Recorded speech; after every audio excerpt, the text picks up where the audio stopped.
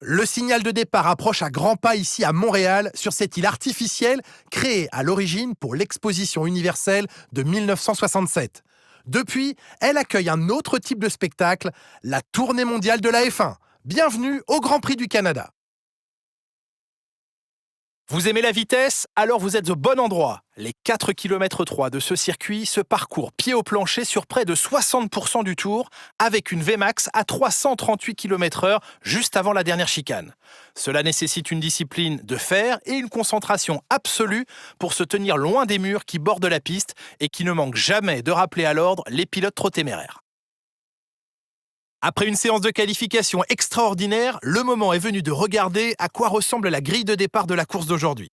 Charles Leclerc part en pole position et Lewis Hamilton complète la première ligne. Derrière ces pilotes sur la grille, nous retrouvons Piastri, Fernando Alonso, George Russell et Albon, Norris, Stroll, Gasly et Nico Hülkenberg, Sainz, Jackson, Kali Meyer et Ocon, Antonelli, Verstappen, Oli Berman et Gabriel Bortoleto, Lawson, Tsunoda, Hadjar et Jack Doohan complètent la grille.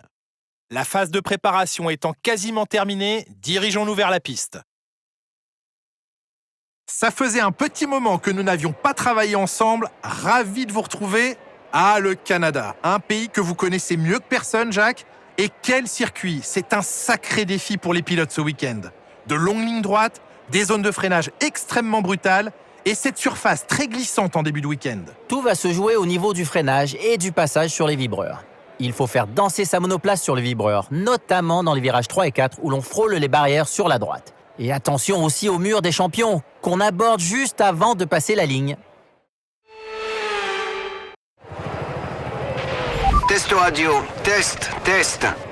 Check, ok.